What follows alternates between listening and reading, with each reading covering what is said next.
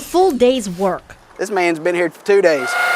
Drilling, sawing, painting. I was trying to get here earlier, but my head was a little heavy on the pillow this morning. A crew of about 30 aren't here for a paycheck. No, not in the construction business. But rather, they're paying it forward. I said, Lord, I'm overwhelmed. I don't know what to do. Judy and Rick Frazier have been together for 47 years and now have to change their plans. He's just a good person. Just a really good person. Rick has a debilitating spinal condition. He broke his neck in a crash last year. The other driver was reportedly drunk. We planned to be able to maybe travel sometime, and now all of our money is doctor bills and prescriptions. The Fraziers looked to sell their home, but it needed repairs. When word got out, it was all hands on deck. Awesome man. Do anything for anybody. That's why we're all out here today. Many of the workers were once neighborhood kids who would stop by the Fraziers. It just freaked me out when I came out and I saw them just doing what they did. Rick once served in the Air Force. It's frustrating not being able to help. It's just hard to accept. It's hard to take. Their new deck, an unexpected blessing after years of being there for the neighborhood kids. And now look what they're doing for me. They're helping me. It's pretty great.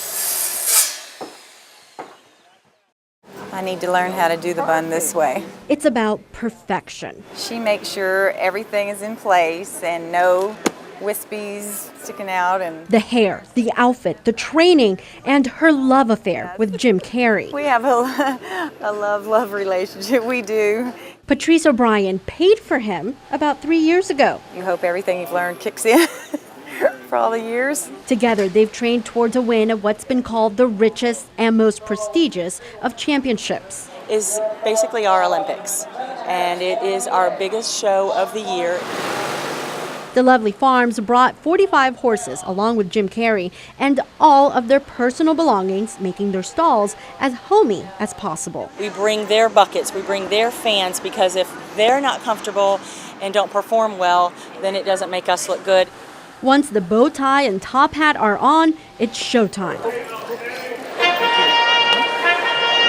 On stage, Jim Carrey shows off his walk, trot, and canter, while his fans Don't settle, keep asking. cheer him on. Patrice, nice straight line. The judges look for elegance and precision. Even their manes are examined. Jim Carrey's kind of one of those that she just knows will be there for her. Tonight it was 5th place, but the duo will now have a run at the championship on Friday. Good job, Patrice.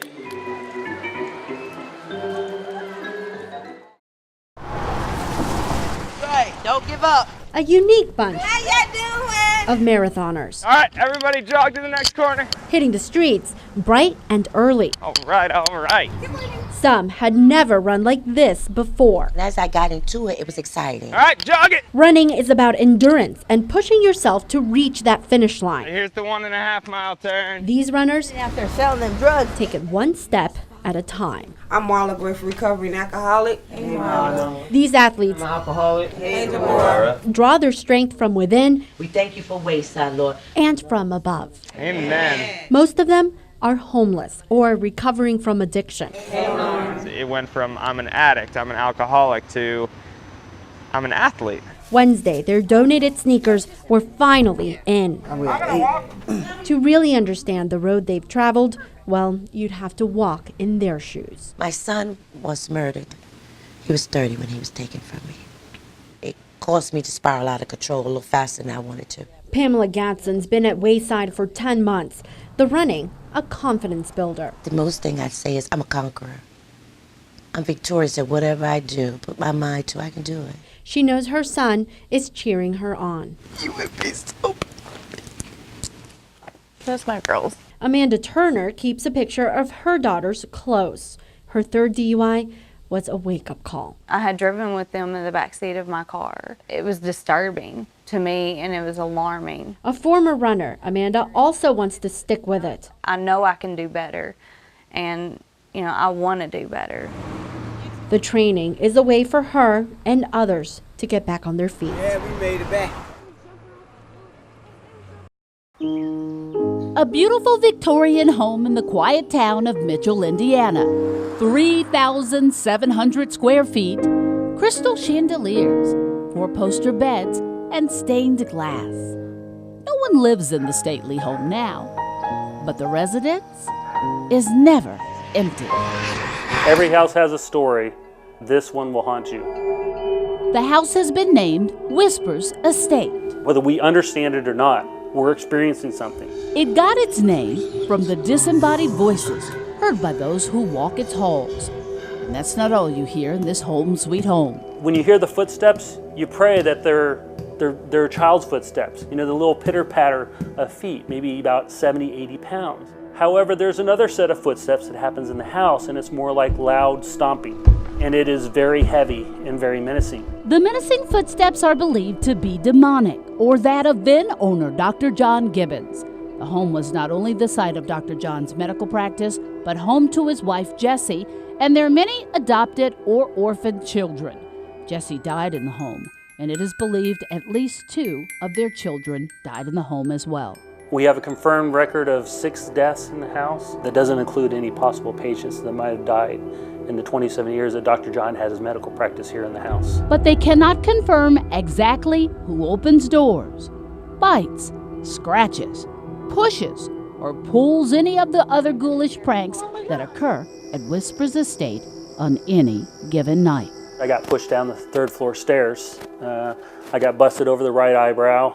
I got 2 scars on my left arm, 1 on my right. After being pushed down the 3rd floor stairs, I don't feel comfortable being in the house by myself after dark. Our Wave 3 news team decided to stay after dark, in the dark, to see what we could catch on camera. We spent the night visiting every room with equipment to measure sound, electromagnetic fields, temperature, and movement, all with the hope to witness and record the paranormal. Are you here? As we sat in the pitch black basement. Flashlight was off. Yes. Right. Flashlight just came on. Right. Still trying to make sense of it all. Can you turn it off for us, please? All you need to do is touch it and turn it off. Can you do it on the count of 3? 1, 2, 3. Thank you. And it did. Over and over again. Could you turn that flashlight back on for me, please? 1 time. Thank you. It's about time.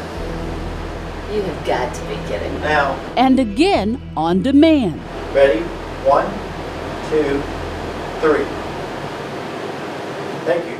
The reporter part of me pushed past the paranormal and the fear to check it all out. Regular old mag light. A regular old mag light. But that was the only thing commonplace about this experience. I actually believe you have more to fear from the living than the dead. Do I believe that they can hurt us? Yes, absolutely. Van Rainier may not understand it or be able to see it, but he bets his life that what he has and hasn't been able to see is real. If you think you hear something and you're by yourself, I could say, okay, it might be your imagination. But if you hear something and I hear something and they hear something and they hear something, you have multiple people hear the exact same thing. I don't believe it's collective subconscious.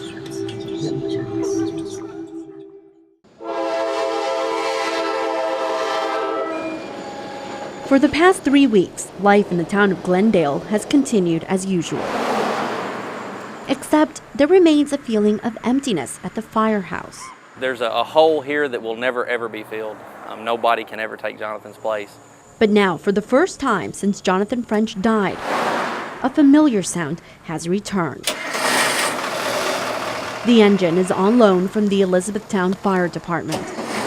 Their own was damaged in the crash. What we want to do is just pick our pieces back up, get back on the road, and take care of the people that have supported us over the last 3 weeks. Tuesday evening, a refresher on the new truck. The firefighters are anxious for that first call.